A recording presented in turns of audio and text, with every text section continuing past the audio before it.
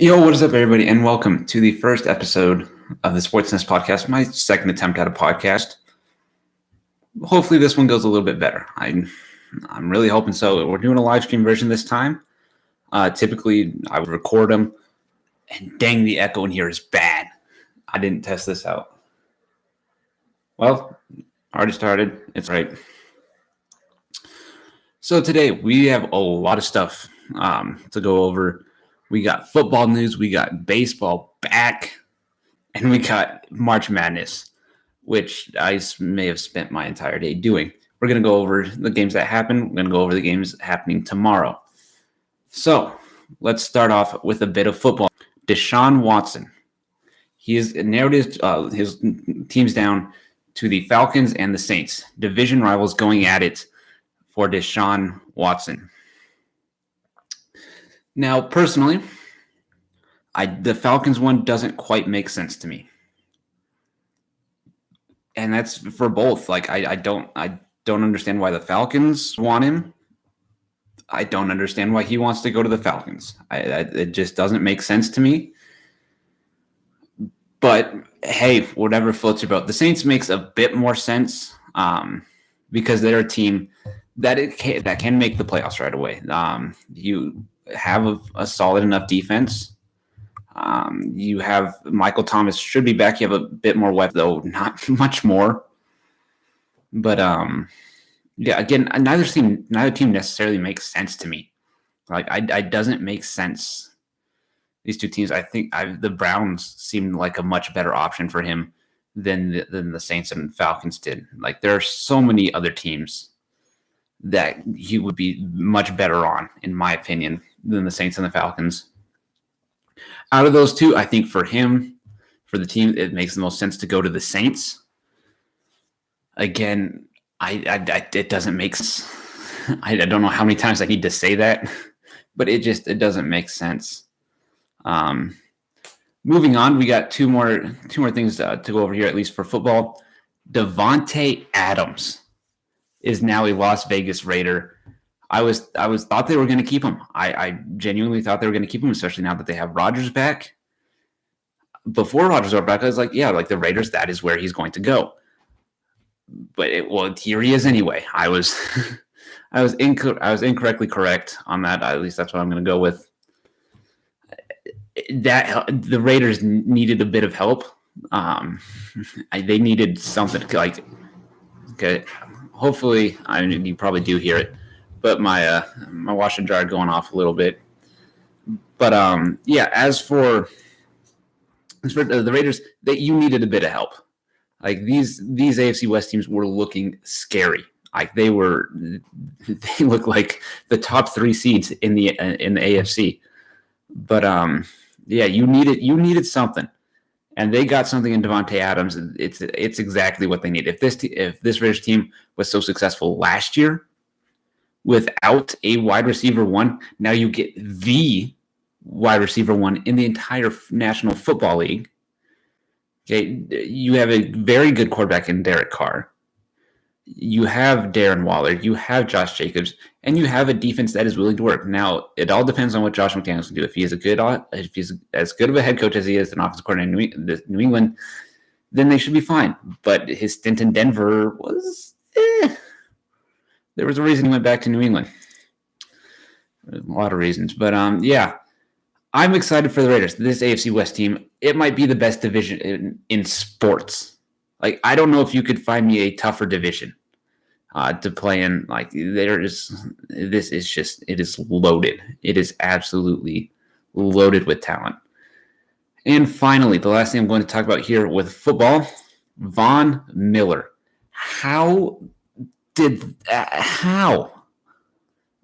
And why Buffalo? What are you doing? 6 years? 6 years. That is, I don't know who Von Miller's agent is, but please give me his number. Gosh, that is a fantastic deal for Von Miller. You getting paid for 6 years, whether you're playing or not, whether you're playing good or not, you getting paid, and you joined a very good team. I was hoping he would go back to Denver. but evidently he didn't. But yeah, that's what I was hoping he would go back and try and win a Super Bowl there. But I mean, yeah, no, you go ahead and join my division. Going to lose to the Patriots once in Buffalo, beat them here in New England. But yeah, welcome Von Miller to the AFC East, and a lot of free agents coming to the AFC. I've been telling my friends for a long time, AFC is better than the NFC. But yeah, I guess Allen Robinson he stayed in the NFC, going to the Los Angeles Rams. Which I guess we can talk about him for a second. This Rams team has to be a favorite to win the Super Bowl. When you look at them, you look at the Rams obviously as a team that stands out. You look at the Packers now that they have the back-to-back MVP secured on their team. You look pretty much to the AFC West, specifically Kansas City and Denver stand out to me. Chargers just a tick behind them. Then you go to Tampa Bay, re-sign Chris Godwin. They're another team that can compete. The Bengals just made it, even though I think that was a little bit of a fluke. But they just made it there, so they're in contention. But the Rams have to be at the top, or at least very much towards the top of that list. There are very few teams right now that you on paper that look better than the Rams do. There are very, very few. But yeah, that's all I got here for football. Moving on to baseball. First of all, let's go Red Sox. 14-1 win. I get this is spring training, and it does not matter. But we've scored 14 runs. I don't think we were capable of that ever. But the biggest baseball news, Freddie Freeman. I mean, it's yeah, no, that's kind of the big news here. I don't know how anyone beats this team, this Dodgers team. I'm not the biggest baseball guy, but how are you expected to beat a team that's loaded? The only feasible thing that I can see having you beat the Dodgers is they get injured. That is the only feasible thing that I can think of to help you beat the Dodgers. If you got a loaded pitching rotation, it's like Kershaw just resigned. Greinke didn't come back. Walker Buehler is fantastic. I think Greinke went to the Royals. I think he was back where he started. So that's nice. But yeah, back to not so nice stuff. You now have Freddie Freeman. You literally have an all-star team in LA. There's just, you're not gonna beat this team. At least as a non-baseball watcher, I don't think anyone can beat this team. Well, obviously teams can. But when it comes down to the playoffs, when it comes to winning a World Series, I don't see a team that can. I really don't. It's like the Yankees obviously have a lot of talent, but I don't think it's anywhere near this Dodgers team. I don't see that. The Red Sox, of course, scoring 14 runs in a game. That's against one, 14-1. It's pretty good right there. But they've got nothing compared to this team. So yeah, this pitching rotation is insane, especially if you can get Trevor Bauer back, then this team might break the wins record. I don't know. It's just, you got a great closer and Blake Trinan. Bruce Gratterall is great in the bullpen. But yeah, just looking at this, you had Max Muncy at first base. You then bring in Freddie Freeman. You got Trey Turner, Justin Turner, Bellinger. I think should go back to normal.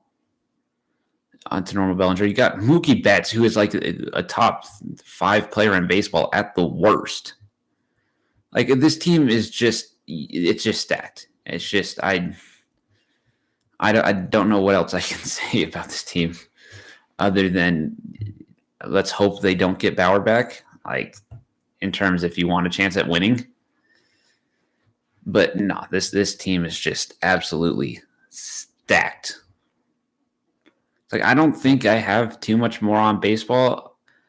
I'll check real quick, but yeah, no, I think that's pretty much all I wanted to talk about.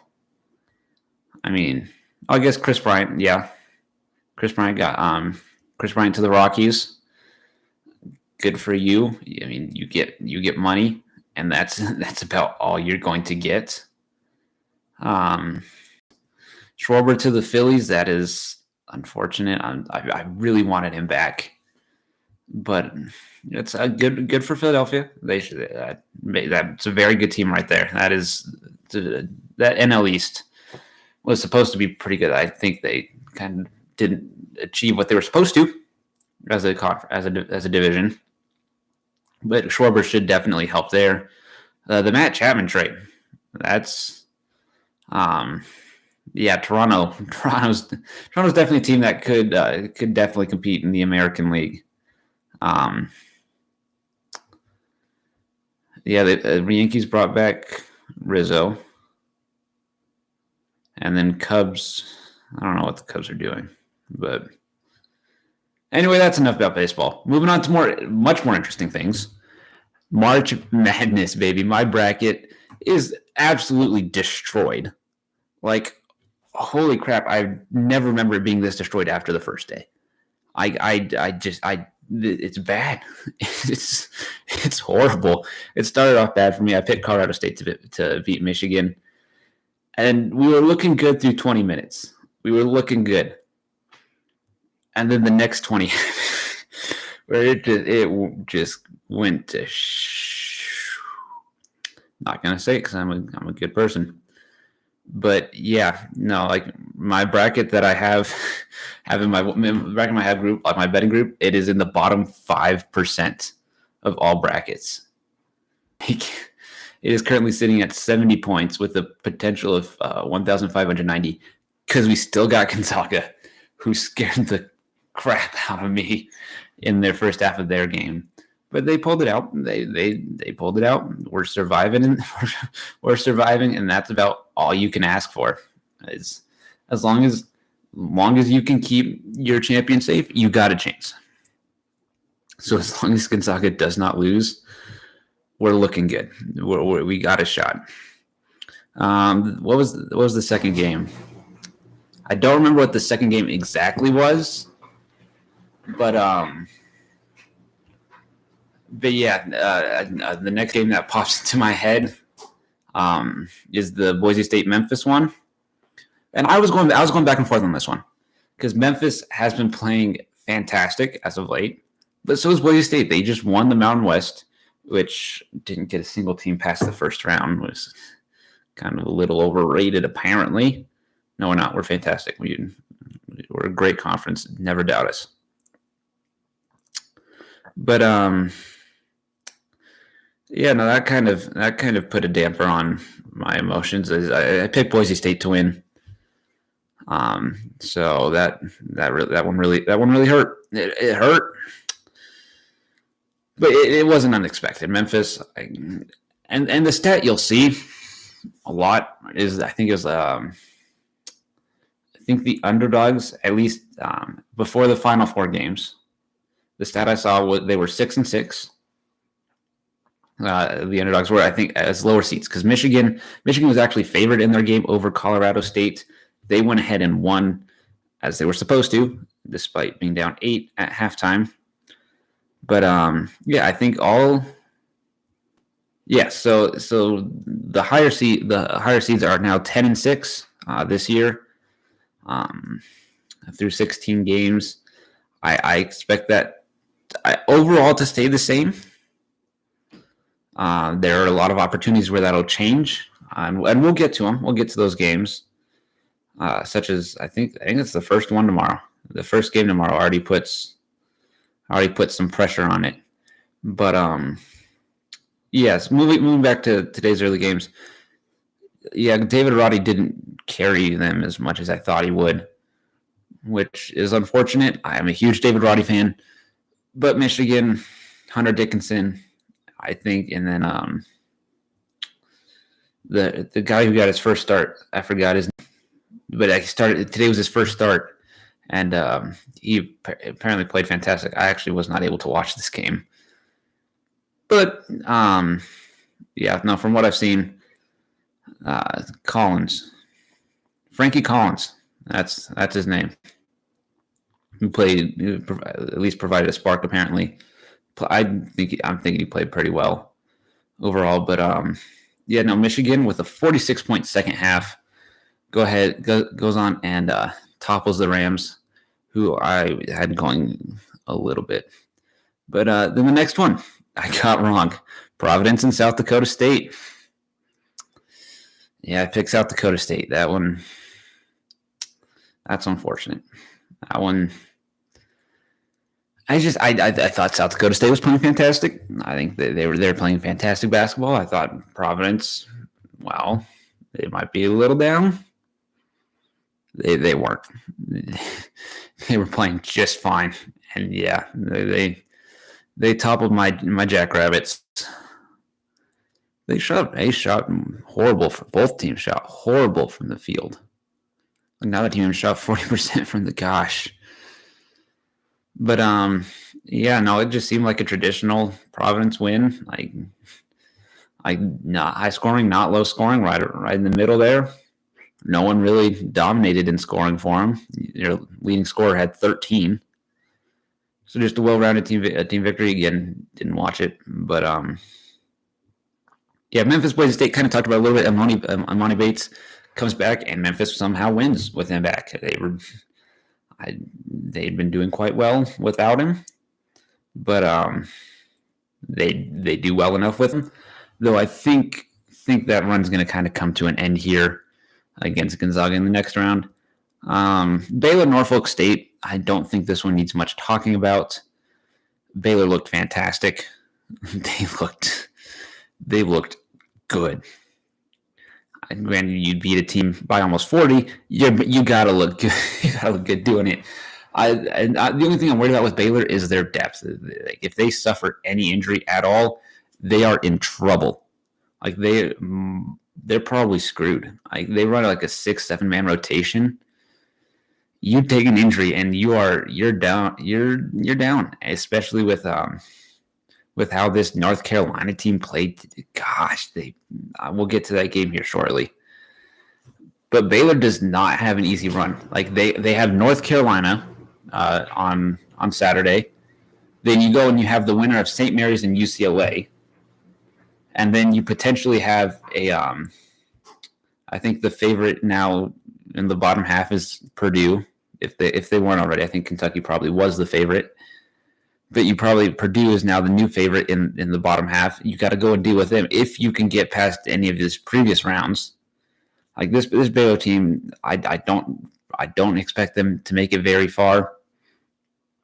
But they can prove me wrong. They are a very good team. I don't think we should overhype this. Like, there's the biggest win in school history, but yeah, it's gonna be a tough one in the next round against a very good North Carolina team. Then Tennessee, Longwood, Tennessee elite. They looked fantastic. Again, you beat a team by 32 points. You're probably gonna look very good. But Tennessee, they're moving on. They got a tough one in Michigan. I think they're a better team. They don't have a dominant big man, at least to my knowledge. But they're like a better version of Colorado State, and they play much better defensively. So I expect them now to go ahead and beat Michigan in the next round. But there's not much to talk about again in this Longwood game. They absolutely dominated in all facets of it, all aspects. Anything you could look at least I believe. I'm sure there's one stat that Longwood beat them in. But Tennessee they're looking like I think they're a potential Final Four team. They have a tough road. I mean, Michigan is no easy out. But yeah, Villanova and Arizona. Those are two tough. There's a tough 1 and 2 to get through. Then the first upset of today, at least the first major one that'll actually matter, and that's Richmond beating Iowa, who I had Iowa going a long way. Well, just to the Elite Eight, but that is a long way. That's very much a long way. And they lost. Richmond, it looked like a very good team. Iowa had their runs. Even when they took the lead. In response, Richmond said, "Yeah, give me that back." Richmond is a very dangerous team. Richmond is. I can see him beating Providence, and I can see him giving Kansas a run if it comes down to it. But this will definitely. I think this will be this year's kind of sweet run. Unfortunate that they will have to play Kansas eventually if they even do beat Providence. But the way they played today, it definitely looks like they could. As for Iowa, I think they were just done. Like, they were exhausted. They had one of the biggest runs through at the very end of the regular season into the tournament. And Keegan Murray I don't think he missed a single shot long. Like, almost all of his shots were missed short. And he was just exhausted. Fantastic year as a whole for Iowa, but definitely a disappointing finish. Now, Gonzaga and Georgia State. Gonzaga, you scared the crap out of me. Like, that was terrifying. The fact that Georgia State kind of hung around there. Eventually went on to win by 21. So good job. Timmy and Chet played fantastic, especially in that second half. But you did enough to move on. So good job. You have the right to play Memphis. Hopefully you win. Gonzaga may or may not have been my national champion pick. So I kind of need you to do well there. Next, the most surprising blowout to me. UNC, a 32-point win. That's the same amount that Tennessee beat Longwood by. And this is supposed to be a competitive 8-9 matchup the way all the other ones were. At least the Creighton San Diego State one. I didn't watch the Memphis Boise State ones. But these games are supposed to be close. Like, they're supposed to be competitive. And it just never was.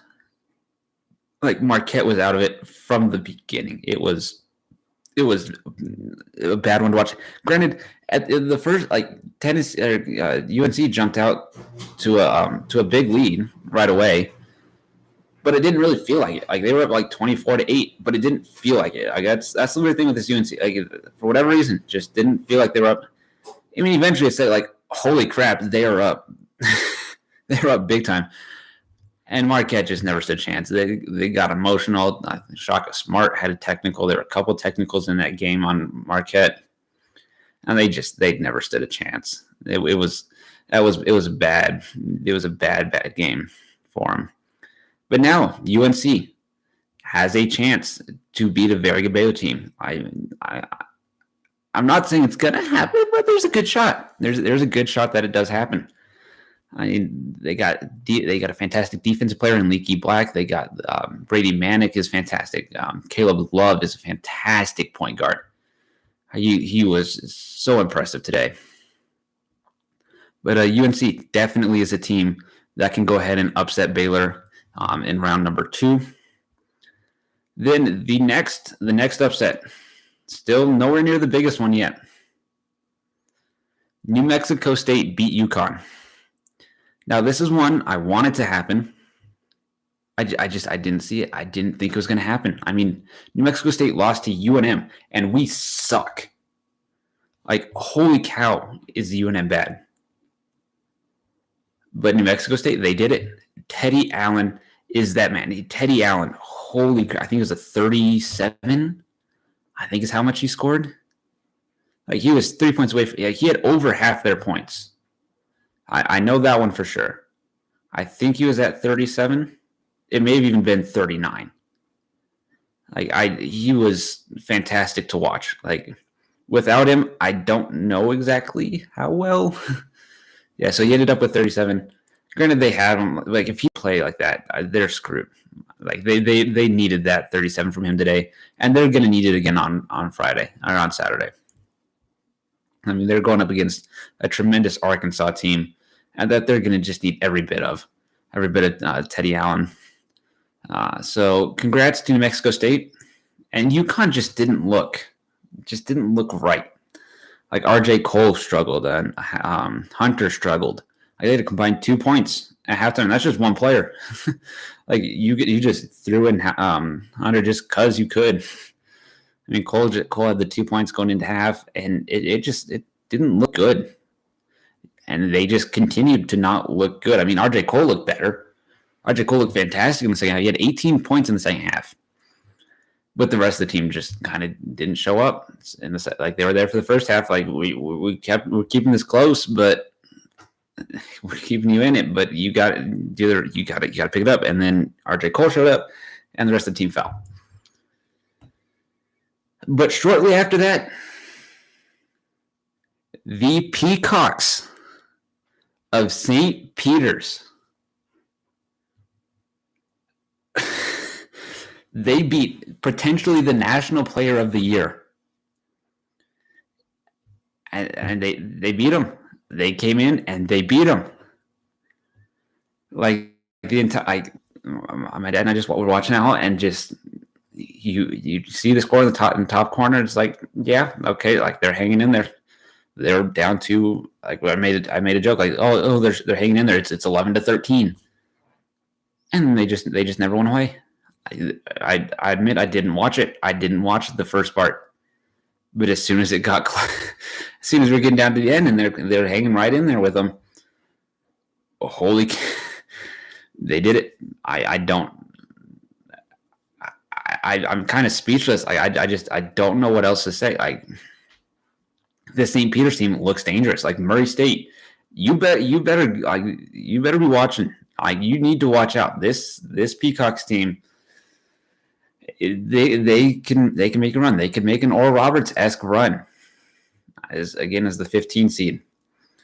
But yeah, and it's not like Sheboy didn't do well. Like he had 30 points. And he had, how many rebounds did he have? I think he had almost 20. He had somewhere between 15 and 20 rebounds. But yeah, like they were tied. They were tied going into halftime. Holy cow! He had 16 rebounds, but yeah, Kentucky just couldn't shoot the ball.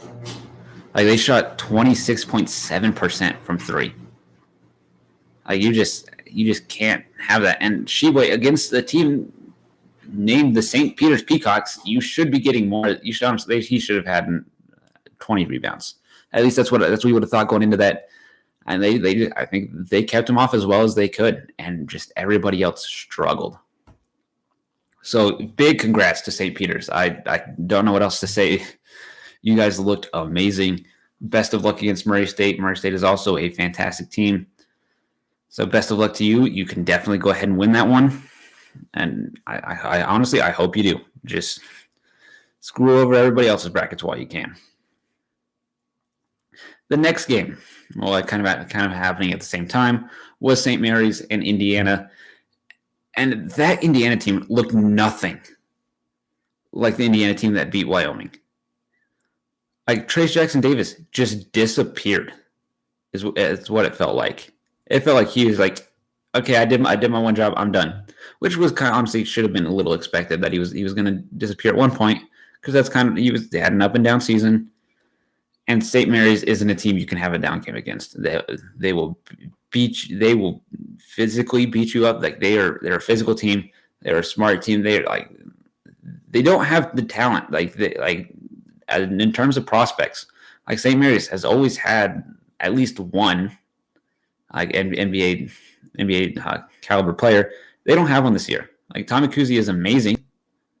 He'll be fantastic in Europe, but St. Mary's, they'll just beat you. Like Tony Bennett is a fantastic coach.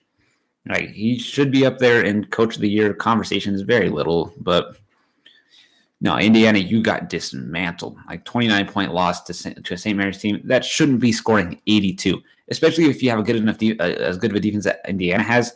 This St. Mary's team should score nowhere near 82 at the pace that you play and your defense. But congrats to St. Mary's. Dang, you're honestly right now you're looking better than UCLA, and they're honestly my pick to go to the Elite Eight out of the top half right now.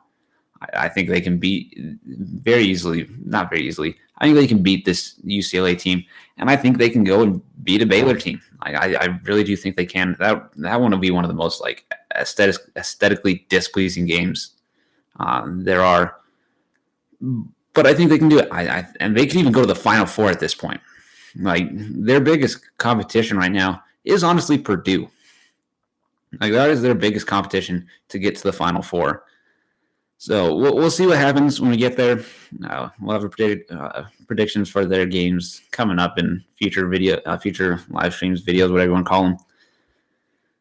But one of the most intense games, Creighton, San Diego State. I, as a Mountain West fan, picked San Diego State. I'd gone back and forth. Like these are both fantastic defensive teams. I just thought Matt Bradley would be a little bit too much. I think Matt Bradley gave him the slightest of edges. Like, honestly, if I thought the score would be flipped, I said a 72-69 win, that was pretty much what was in my head. But Creighton, they just didn't give up. Like, Coach McDermott, holy cow, you have done a fantastic job. Kalk, better, or whatever his name is, your big man, went down. This team didn't give up. They kept fighting, as they have in every other game. They've gone down in the Nebhard game. They fought back. They won.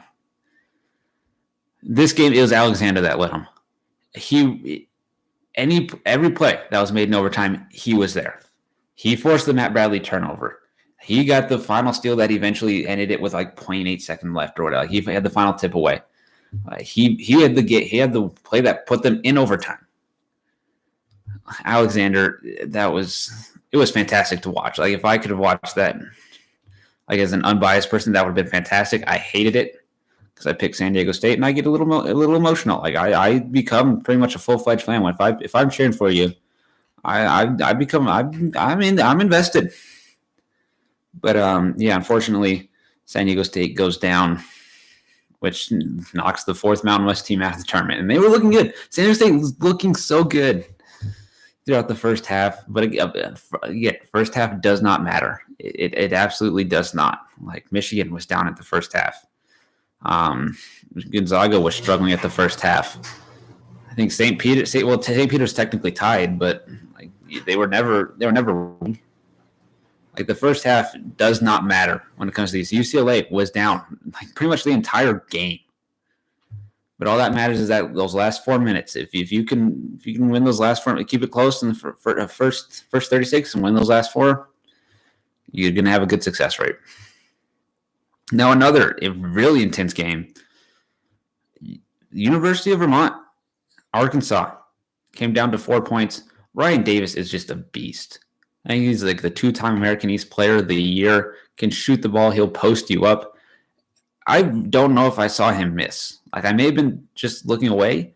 I don't think he missed. I don't remember seeing him missing. He played a fantastic game. So all props to you, Mr. Davis. And then Shungun, Ben Shungun, he had a nice. They were going to him at the end of the game. But what just wasn't enough. It just wasn't enough. They had a 44-point second half. They actually won the second half and still wasn't quite enough. They had down 3 too many points in the first half. But this one was probably my favorite game to watch. Well, actually, the end of the St. Peter's one. That one is by far the best one. But that one in the Mexico State game. Those ones. There's been so many fun ones to watch already, and I didn't even watch the first 5. There are some fantastic games, and it's not stopping tomorrow. It is definitely not stopping. But Arkansas moves on to face New Mexico State, which you need to watch out for that man Allen. He may not have been as highly recruited as his brother. He's a dangerous man. He's a very dangerous man. Next, one of the final games of today. In fact, I think it might have finished last, depending on when the Kansas-Texas Southern game ended. But actually, that game was kind of over about 8 minutes in. But San Francisco, Murray State. This game, I hated that they were playing each other because they were two of the teams that I thought could go on runs. Unfortunately, Murray State will now that Kentucky's out of their way. But yeah, no, these were definitely two teams that's like, okay, they can go on a run, and they can, like, as a 6 seed, like they can scare a 3 seed if they get the right matchups, and they will. Like, Murray State will go on their run. They'll give the number 3 seed a shot. They'll give them. But I just can't go any further without talking about Jamari Boya. He gave Teddy Allen a run for his money today as the best player. He had 36 points for San Francisco. He hit clutch shot after clutch shot. Unfortunately, he didn't in overtime. But up until then, he literally played every single minute of this game. He played 45 minutes and was absolutely fantastic. He had one of everything. Like, he had 3 rebounds, 3 assists, a block, a steal. He also had a turnover, which is unfortunate. But yeah, the 36 points, he carried them. He put them on. He's like, get in my backpack. We're going. And unfortunately for him, Murray State is just a fantastic all-around team that it took more than one performance to beat them. If he had gotten just a little bit more help, like that team would have been so dangerous if they just played pretty much anybody else on that 7 seed line. Granted, I don't remember all the 7 seeds. Like if they played USC, I think they would have won. Had they played Michigan State, I think they would. If they played Ohio State, I think they would have won. But unfortunately, against Murray State, I guess that was just an unfortunate draw for them. But Murray State, they definitely have a clear shot. They got a clear shot to the Final Four right now. Like, you got St. Peter's, which you can't overlook. But then in the next round, you would have Purdue, who is definitely like a tough team. I think the 3rd best offense, at least coming into the tournament, adjusted offense, like the Ken Palm rankings. But then outside of that, Baylor at this point is going to be exhausted. They're going to be beat up. Granted, you might be also. That ankle injury looked a little scary there. But you got the worst 1 seed, as objectively as I can put it, the worst 1 seed. You got a 3 seed that doesn't play defense. Murray State might be in the Final Four, boys. They might be there.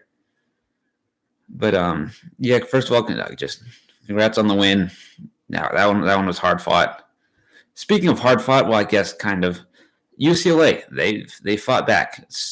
I don't know how they had to fight back, but they had to fight back and beat this Akron team. Which, no disrespect, is as little disrespectful as I can put this. Hopefully, no disrespect intended.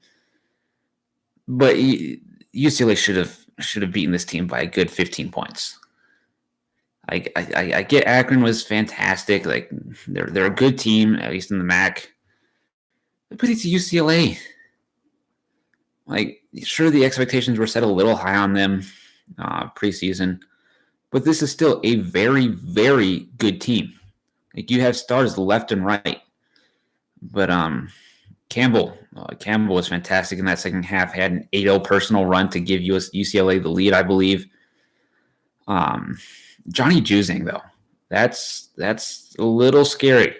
The fact that he just did not show up. But they survived.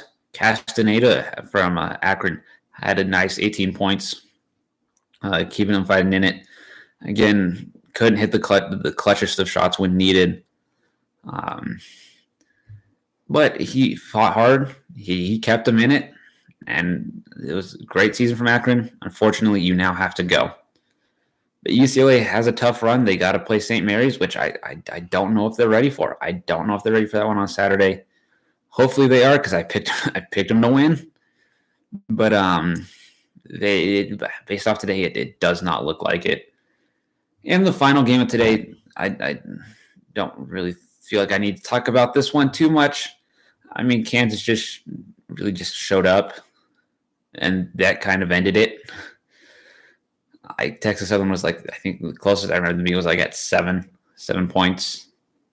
It's 17-10 with 16 minutes left in the first half. But Kansas kind of went on a 30-point, had pretty much a 30-point win. I mean, 27-30, same thing.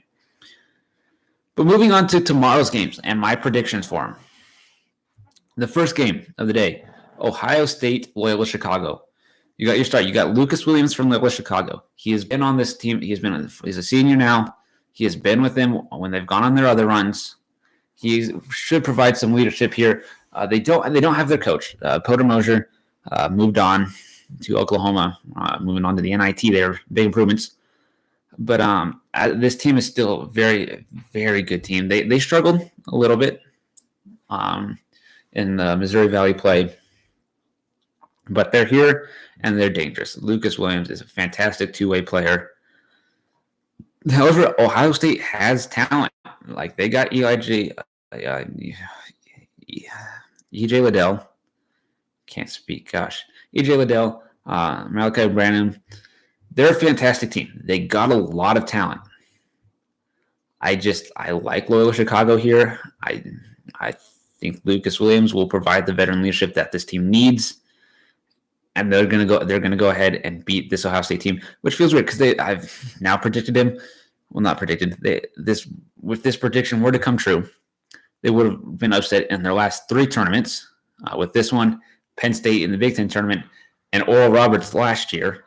So it feels a little weird doing, but I'm gonna go ahead and roll with Ohio State here. Moving on to the second game, Jacksonville State versus Auburn. It's Auburn. It's going to be Auburn. I don't think I really need to spend too much time on that one. Jabari Smith, Walker Kessler. I feel very confident now. Grant felt very confident in Kentucky, but I don't think Jacksonville State should just be happy to be there. They don't deserve to be there. That should be Bellarmine. Actually, Bellarmine probably would have been a 16 seed. But just be happy you're there at Jacksonville State. Montana State and Texas Tech. I like Montana State. I watched them play in person. They're gonna look bad. They're going to look really bad. They're gonna make Texas Tech's offense look like the Warriors.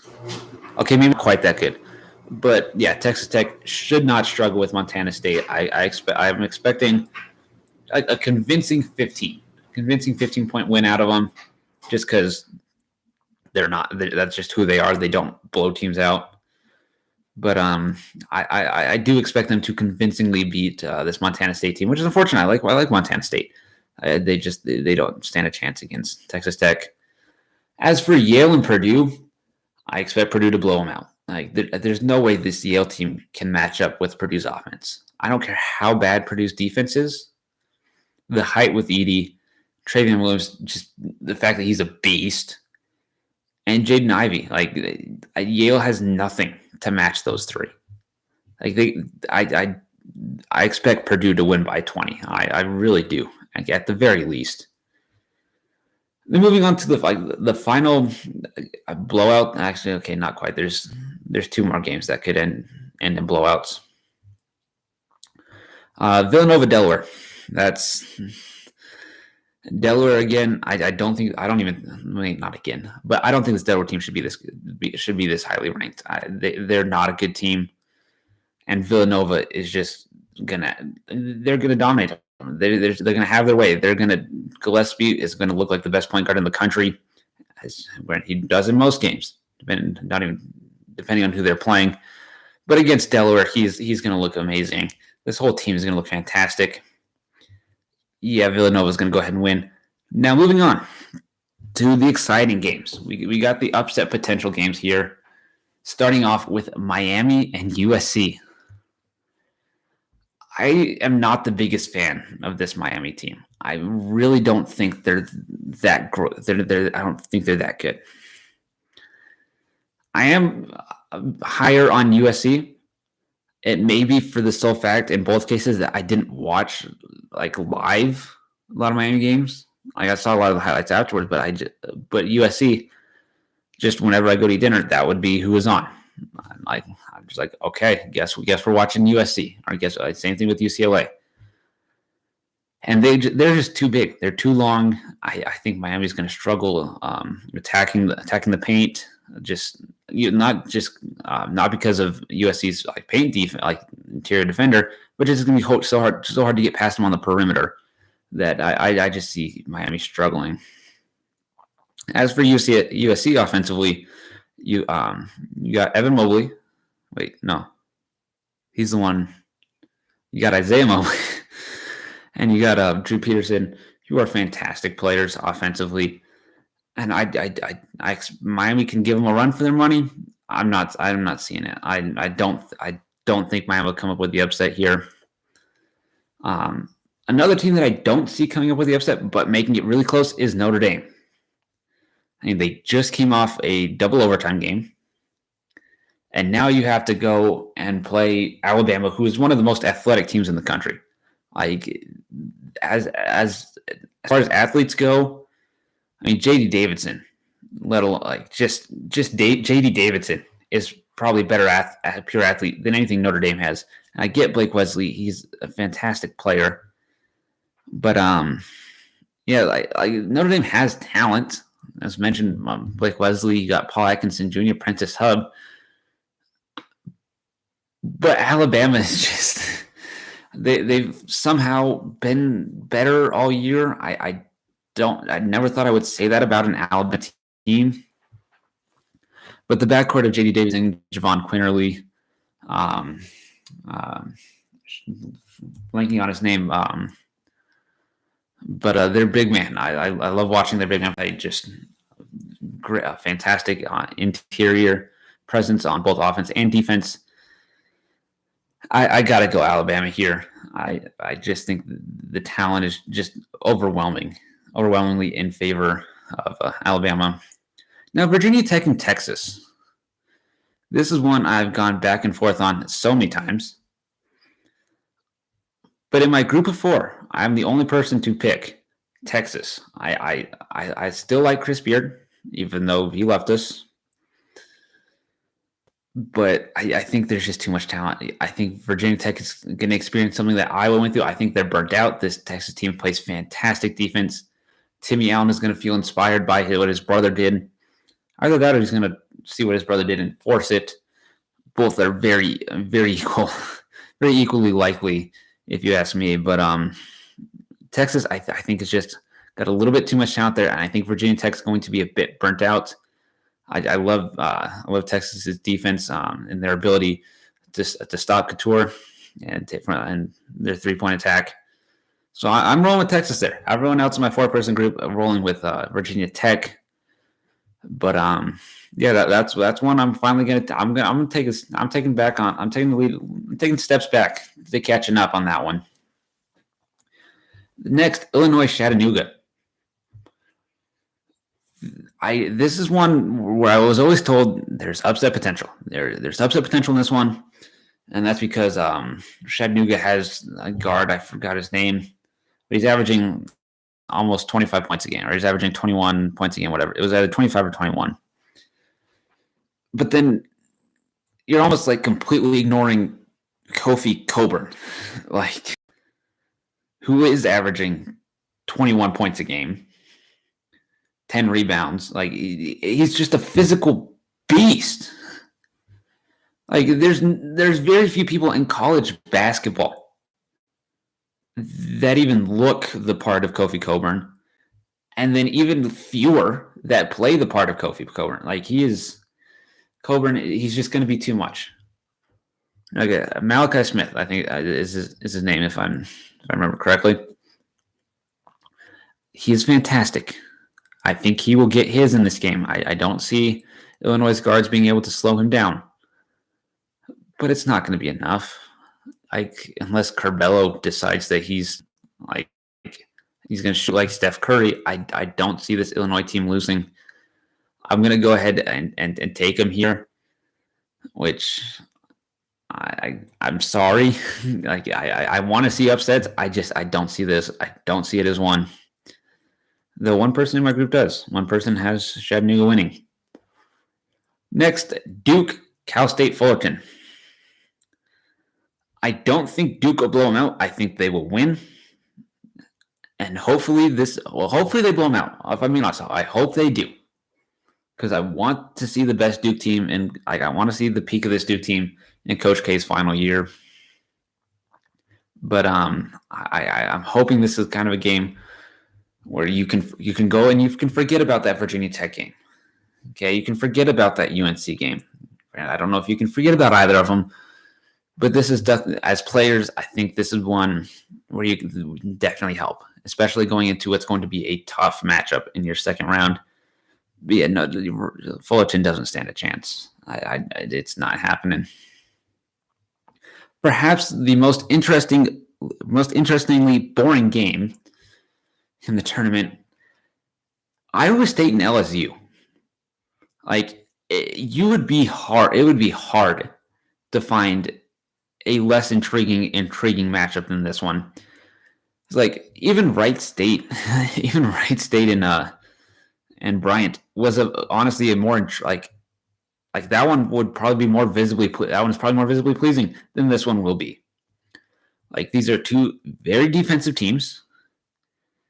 Like the only offense, like the best offensive player of this game is Isaiah Brockington. This game is going to be bad. Like this is going to be okay. I guess Tari Easton as well as a fantastic player. But LSU, they got good players. Without Will Wade, that's what's holding me back. And that's granted, it's not holding me back a lot, but it's what's holding me back from definitively saying I want LSU. Like if Will Wade is there, I'm taking LSU probably 100% of the time. Mainly because this Iowa State team sucks. Unfortunately, I apparently submitted a bracket where I picked Iowa State to win. But right now, yeah, it's going to be LSU. They got too many talented players. Tari Easton, Xavier Pinson. They're just too good. They're just too good. I don't see Isaiah Brockington being enough to get him past. This was a fantastic year. Like, you had like the biggest turnaround in the country. Like, I think you were tied with someone, but you had like the biggest turnaround in the country from last year. Hopefully they can build off this, but yeah, I don't like Iowa State. I don't like LSU. I just like Iowa State less right now. So I'm going to go ahead and roll with LSU. Granted, that one doesn't really matter for my group because we all picked Iowa State and to go the exact same distance. Okay, and now the final blow. I think I said that earlier, but Arizona and Wright State. Wright State just doesn't have the talent. They have the dynamic duo. Unfortunately, not Kiss and Pride, but Holden, he showed up in their first game against Bryant and was fantastic. I don't think they're going to be able to. This Arizona team is just too long. They're too long. They're too fast. Even without Kirk Risa, I expect this Arizona team to potentially I think they're going to win by 30. I really do. UAB Houston. This is another one that I was told there will be an upset potential. And this time I believed it. I believe it. Yes, there's a lot of upset potential in this game. And that's just because Houston just hasn't, I think they lost Marcus Sasser. They lost someone else to injury, but I keep forgetting who. They just haven't been playing their best basketball as of late. Whereas UAB, they are playing their best basketball. They won the what conference were they in? Holy cow, this is bad. The Sun Belt? No. Conference USA. That's the conference they were in. But yeah, Walker. Oh gosh. He's averaging 20.4 points per game. I can see him. This is especially against this Houston team, who doesn't have that star player anymore. Like if they still had Marcus Sasser, then I'd be like, well, he kind of cancels Jordan Walker out. But now that they don't have him, it's a little harder for me to back Houston on this one. I mean, I'm going to roll with Houston. I like their defense just a little bit too much, but that is definitely one. In fact, I'm cheering for UAB a little bit just because everybody else in my group has them going further than I do. But yeah, no, I think Houston will squeak out of this one. But UAB is gonna give them a run for their money. They absolutely are. Davidson, Michigan State. This is a game I expect Michigan State to win, but I could 1,000% see them pull it last year and just collapse at halftime. And Davidson, with that offense, can just roll on through to go and face Duke in the next round. That is 1,000% a legit possibility. I think Izzo's going to be better. I hope he learned from last year. I don't know if I don't know for sure, though. I'm going to roll with them. I'm going to go with Michigan State to win. But do not be surprised if Michigan State just all of a sudden collapses. Like just everything just falls out from under them, and Davidson goes on like a 20-point run. Like that is a very real possibility. Except for maybe not quite 20 points, probably closer, like very easily could go. In fact, they will go on a 15-point run sometime in this game. It'll just be up to Michigan State to either prevent that or kind of like go on a 15-point run with them. Like it's going to be a tough one for Michigan State. I do think they're going to pull it out, but I would not be surprised if Davidson wins. Now, the best game of the day, undoubtedly, Wisconsin versus Colgate. Kind of jokes there.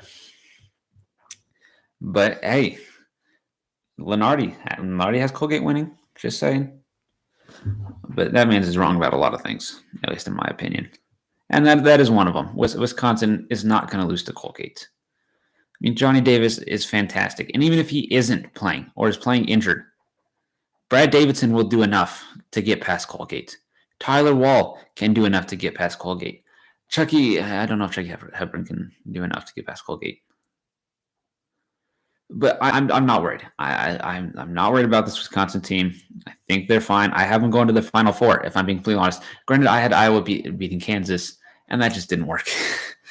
So now that Kansas has a much easier ride to the Final Four, could see that one change. But yeah, no, Wisconsin. I feel very confident in this Wisconsin team. I expect Johnny Davis to play better. I think he's pretty much at full health right now. So Colgate, you're screwed. You're done. You're 100% done. Now, what is actually potentially the best game? Seton Hall and TCU. TCU has been playing some of the best basketball. Seton Hall has been playing some of their worst. Well, at least you haven't really heard about Seton Hall, have you? Like this is probably the first time you've heard me say Seton Hall. Well, not just me. This is the first time you've heard anyone say Seton Hall in like the last month. And I just said it 5 times, but I think it'll be a fantastic game. It's going to be a fun one to watch. I expect it to be very defensive, just as a Big 12 Big East battle would be. But I think TCU is just too hot. You got to roll with TCU in this one. As for my 4-person group, we are all going with TCU. I just don't see how you can pick against them at this point. Like you can't. There's no way you can pick against them. I think they're a little too hot. But that'll do it for this. We're running right around an hour. Seems like a good place to stop. I hope you all enjoyed this video. Hope you have an amazing night and an amazing day tomorrow. I'll see you all tomorrow. Adios.